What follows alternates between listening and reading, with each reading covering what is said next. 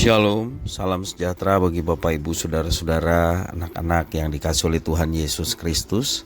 Berjumpa kembali bersama saya Pendeta Eka di dalam renungan firman Tuhan pada hari ini, hari Jumat 3 November 2023. Sukacita dan damai sejahtera dari Tuhan Yesus kiranya menyertai hidup kita sekalian. Puji nama Tuhan. Pembacaan firman Tuhan hari ini sampai pada kitab Roma pasal yang pertama. Kiranya firman Tuhan yang kita baca sungguh memberkati kita sekalian. Baik, sebelum kita akan merenungkan bagian firman Tuhan hari ini, mari kita akan berdoa bersama. Tuhan Bapa di surga, di dalam nama Tuhan Yesus, kami datang padamu mengucapkan syukur dan terima kasih buat kasih setia dan pemeliharaan Tuhan atas hidup kami sampai hari ini. Biarlah semua kebaikan Tuhan yang kami alami membawa kami hidup akan ketaatan firman Tuhan. Karena itu kami mau terus mengisi hati pikiran kami kebenaran firman-Mu. Kau yang mampukan bukan saja untuk memahaminya, tetapi dapat menggenapinya dalam hidup kami. Terima kasih Bapa, inilah diri kami sedia belajar firman Tuhan. Demi nama Yesus kami berdoa. Haleluya. Amin. Dari 32 pasal di Roma pasal yang pertama ini, saya akan membacakan ayat 1 sampai yang ke-7. Demikian firman Tuhan. Dari Paulus, hamba Kristus Yesus yang dipanggil menjadi rasul dan dikuduskan untuk memberitakan Injil Allah. Injil itu telah dijanjikannya sebelumnya dengan perantara nabi-nabinya dalam kitab-kitab suci, tentang anaknya yang menurut daging diperanakan dari keturunan Daud, dan menurut roh kekudusan dinyatakan oleh kebangkitannya dari antara orang mati, bahwa ia adalah anak Allah yang berkuasa, Yesus Kristus Tuhan kita. Dengan perantaraannya kami menerima kasih karunia dan jabatan rasul untuk menuntun semua bangsa supaya mereka percaya dan taat kepada namanya. Kamu juga termasuk di antara mereka, kamu yang telah dipanggil menjadi milik Kristus. Kepada kamu sekalian yang tinggal di Roma, yang dikasihi Allah, yang dipanggil dan dijadikan orang-orang kudus, kasih karunia menyertai kamu dan damai sejahtera dari Allah Bapa kita dan dari Tuhan Yesus Kristus. Demikian firman Tuhan. Bapak Ibu Saudara-saudara, di dalam pembukaan surat Roma, Rasul Paulus mendeskripsikan 3 hal yang baik. Yang pertama, dirinya sendiri. Paulus menyebut dirinya sebagai hamba Kristus Yesus yang oleh kasih karunia dipanggil menjadi rasul dan dikhususkan untuk memberitakan Injil. Kemudian deskripsi yang kedua, Injil Allah. Injil itu adalah Injil Yesus Kristus, anak Allah yang berkuasa, yang telah dijanjikan dengan perantaraan nabi-nabinya, yang menjadi manusia dan bangkit dari antara orang mati. Yesus inilah yang menetapkan Paulus sebagai rasul. Dan yang ketiga, jemaat Roma. Jemaat Roma adalah orang-orang yang telah mengalami janji Allah dalam ayat yang ke-6 dan ke-7.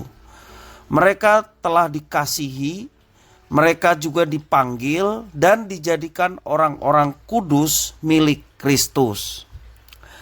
Ketiga deskripsi yang baru saja saya sampaikan menegaskan misi dari Tuhan Allah. Ia ingin menyelamatkan dan memberkati bangsa-bangsa. Dalam perjanjian lama, Tuhan Allah telah memulai dengan Abraham dan keturunannya dalam Kejadian 12 ayat 1 sampai yang ketiga. Dan puncak dari karya Tuhan kepada manusia yakni Yesus Kristus.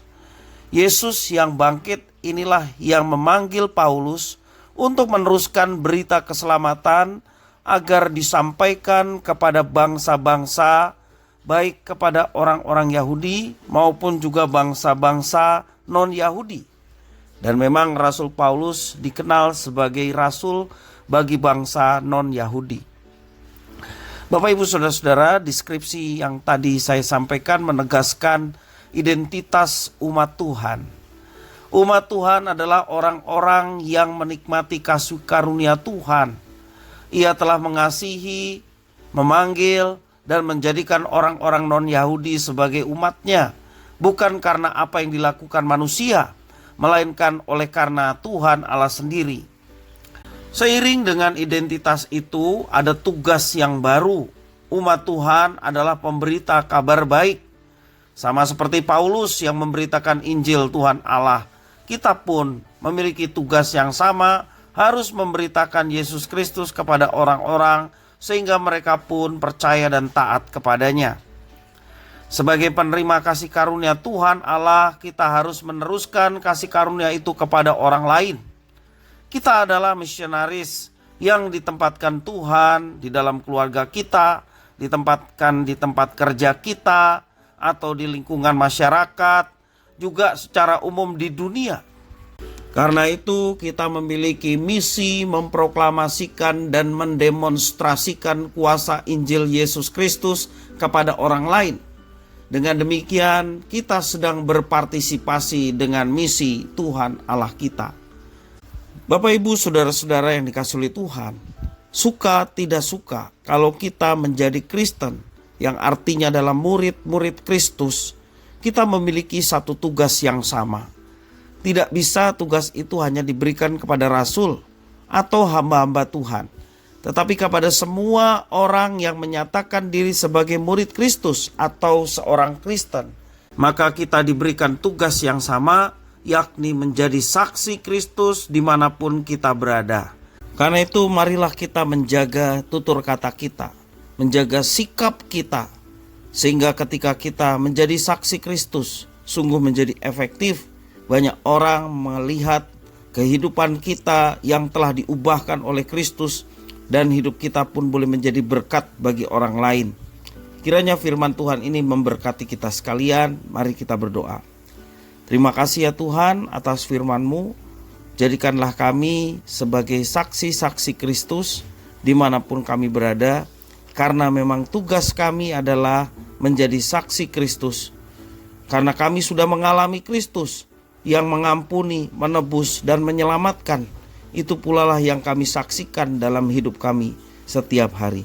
Terima kasih Tuhan, inilah doa permohonan ucapan syukur kami. Demi nama Yesus Kristus kami berdoa. Haleluya. Amin.